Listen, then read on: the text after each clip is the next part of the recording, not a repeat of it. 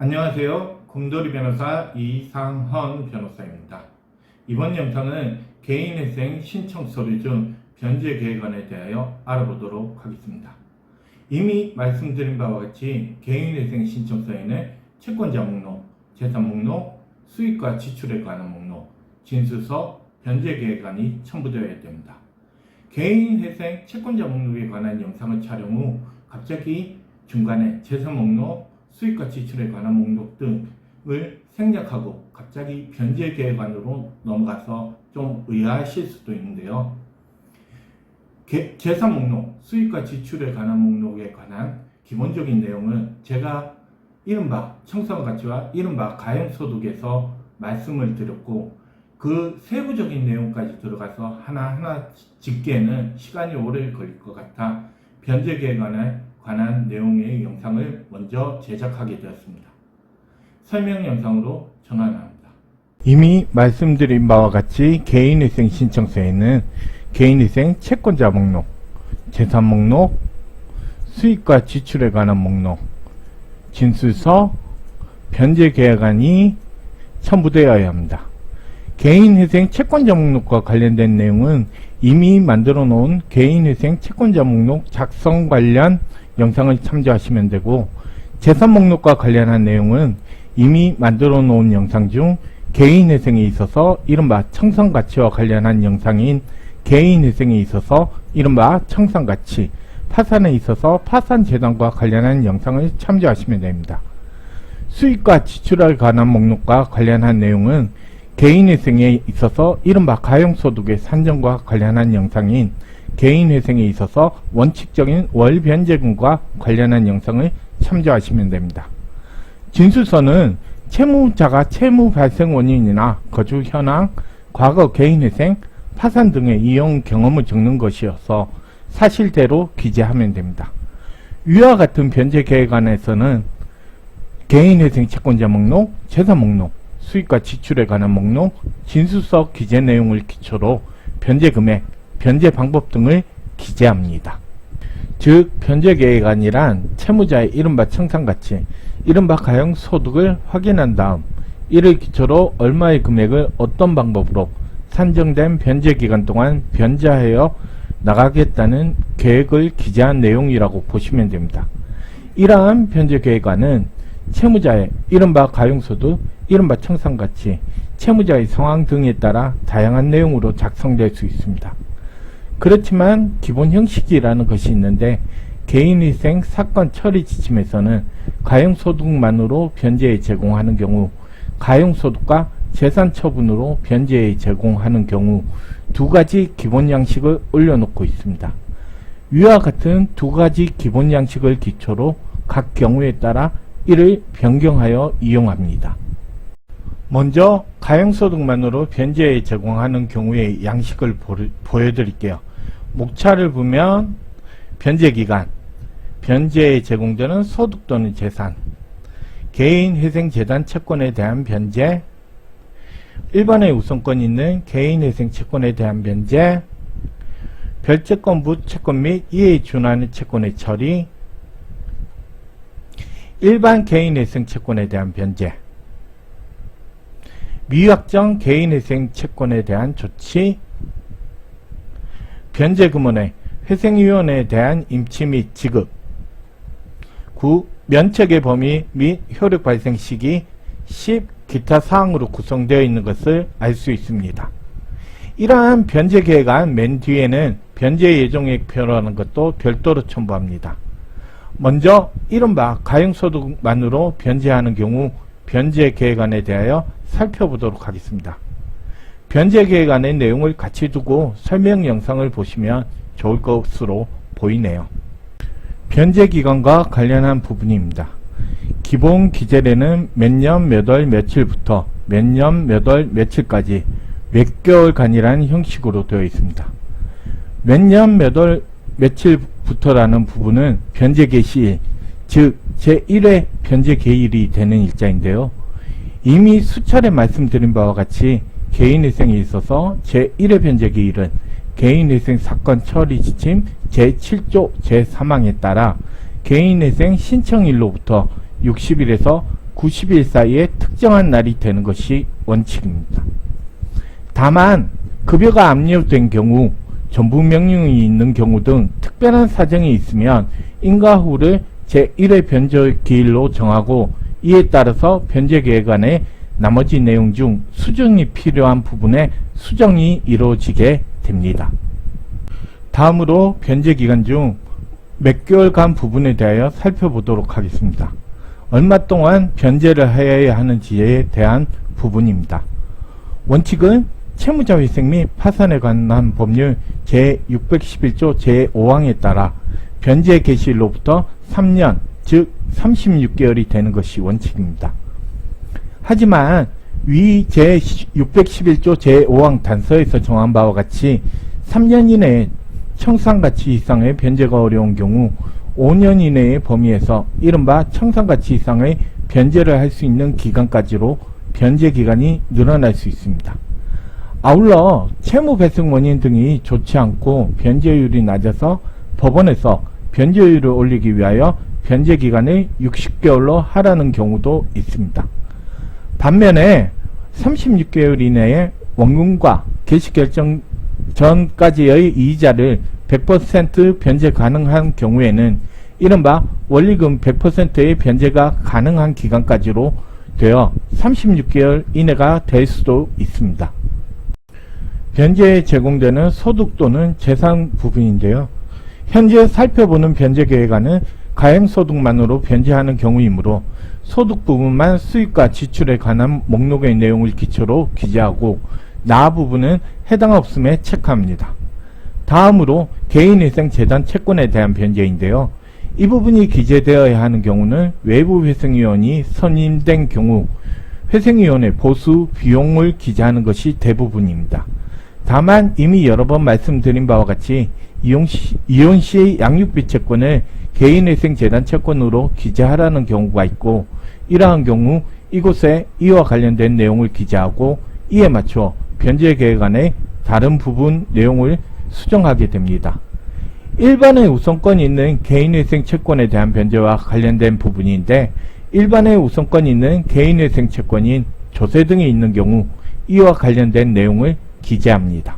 별채권부 채권 및 이에 준하는 채권의 처리와 관련된 내용인데 표는 이미 말씀드린 개인회생 채권자 목록 중 부속서류 작성 방법에 따라 작성된 부속서류 1회의 내용을 그대로 기재합니다. 일반 개인회생 채권에 대한 변제인데요. 이 부분은 월 변제금, 변제기간 등에 따라 괄호 부분을 보충하면 됩니다.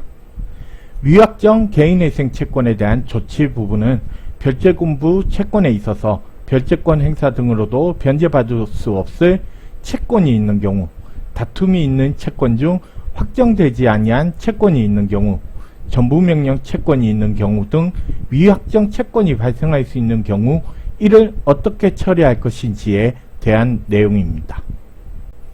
변제 규모의 회생위원회에 대한 임치 및 지급과 관련한 내용은 개시결정이 나야 변제금을 입금할 수 있는 회생위원 계좌가 부여되므로 신청 시에는 일단 공란으로 하여 두고 개시결정 시 개시결정 통지서에 기재된 회생위원 계좌를 나중에 기재하면 됩니다. 면책의 범위 및 시기는 그냥 전형적인 문구이므로 기본 변제계획안의 내용을 그대로 사용하면 됩니다. 기타 사항 부분은 실무를 진행하면서 많은 내용이 기재될 수 있는 부분입니다. 즉 신청인의 구체적인 사정에 따라 이에 맞추어 넣어야 하는 내용이 기재되는 부분입니다. 예를 들어 소득 변경이나 이직 시 신고하라는 조건이 붙은 조건부 인가의 경우 조건, 급여가 가압류되거나 압류되어 있는 경우 적립금의 변제에 투입하기 위한 조치와 관련된 내용, 전부명령이 있는 경우 기재대 등이 기재되는데 보존공고에 따라 이와 관련된 내용을 기재하면 됩니다. 대법원 대국민 서비스 양식에 있는 변제 예정일표 기재례입니다. 크게 기초사항, 채권자별 변제액의 산정 내역, 변제율, 청산가치, 현재가치와 관련된 부분으로 구성되어 있습니다. 개인회생 채권 변제 예정일표는 개인회생 변제 계획을 압축적으로 표현하고 각 채권자들에게 지급될 금액 등을 정리한 내용입니다. 개인회생 채권 변제 예정액표 중 기초사항은 이른바 가용소득과 산정된 변제 기간을 기초로 기재합니다.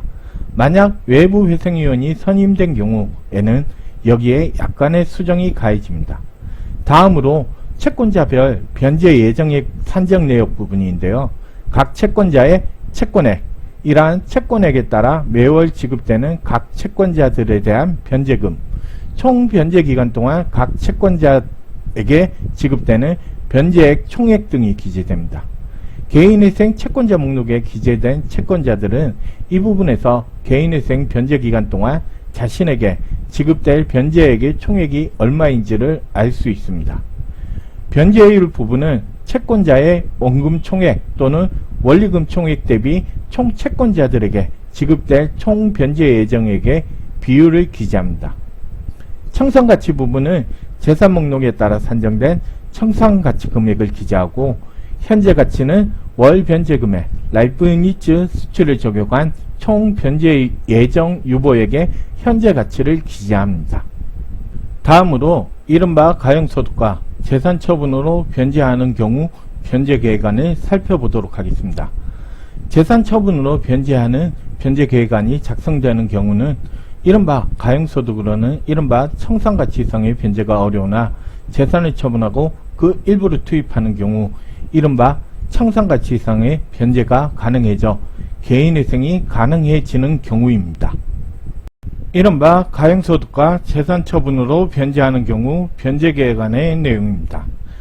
전체적으로 살펴보면 변제기간, 변제에 제공되는 소득 또는 재산, 개인회생 재단 채권에 대한 변제, 일반 우선권 있는 개인회생 채권에 대한 변제, 별채권부 채권 및 이에 준하는 채권의 처리, 일반 개인회생 채권에 대한 변제,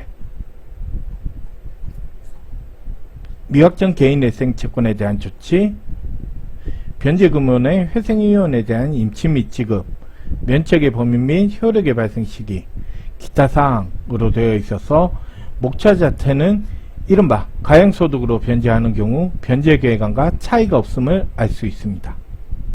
그러나 이른바 가용소득만으로 변제하는 경우 변제계획안의 내용과 비교해 보면 이 변제에 제공되는 소득 또는 재산에 있어서 나 재산 부분 6. 일반 개인회생 채권에 대한 변제 중 나 재산의 처분에 의한 변제 부분에 차이가 있음을 알 수 있습니다. 이에 따라서 개인회생 변제 예정액표에서도 처분 대상 재산 및 재산 처분을 통한 변제 예정액표를 추가해서 기재해야 합니다. 차이가 나는 부분은 이 변제에 제공되는 소득 재산에 있어서 나 재산 부분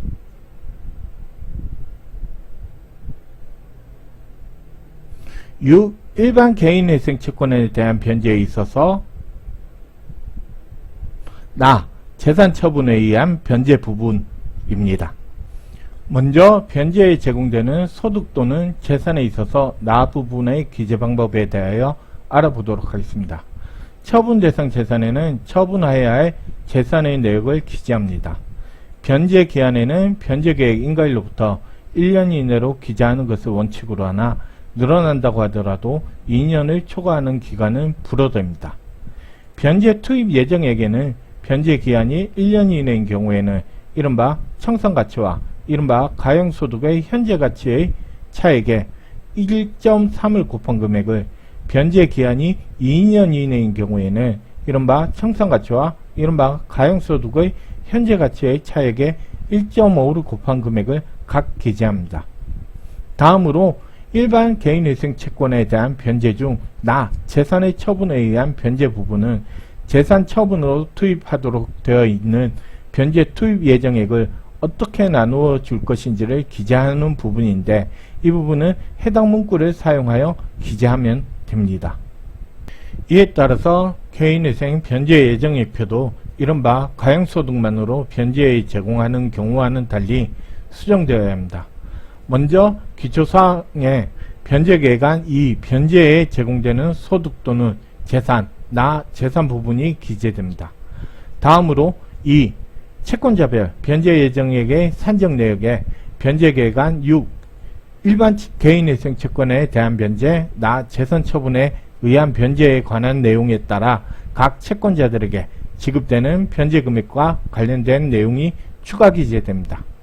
그리고 변제율에 재산의 처분에 의한 변제로 변제되는 원금 또는 원리금 총액 채권액 대비 변제율도 추가로 기재됩니다. 마지막으로 청산가치와 비교에 있어서도 변제 유보의 내용을 추가로 기재합니다. 서울회생법원에서 발간한 회생위원 직무편람회에 나온 이른바 재산처분 변제계획안 변제 예정액표를 보여드리면 1. 기초사항 나 처분 대상 재산에 처분 대상 재산이 기재되고 2. 채권자들에게 재산 처분에 따라 변제 지급되는 금액 부분이 별도로 기재되며 변제율 부분에서도 재산 처분에 의한 변제율이 별도로 기재되고 청산가치 비교 부분에서도 재산 처분에 의한 변제 유보액이 별도로 기재되어 있음을 알 수 있습니다. 별표 1. 가용소득에 의한 변제 내역이 따로 있고 2. 재산 처분을 통한 변제의 예상 별도로 되어 있습니다. 사실 이번 영상도 개인회생 사건을 대리인 사무실에 맡겨서 진행하는 분들은 굳이 알 필요까지는 없는 부분이었는데요. 그래도 대리인 사무실이 작성한 변제계획안의 내용을 이해하는 데 있어서 도움이 되지 않을까 싶어 만들어 보았습니다. 제 영상이 도움이 되었다면 구독과 좋아요를 눌러주세요. 이상 곰돌이 변호사 이상헌 변호사였습니다.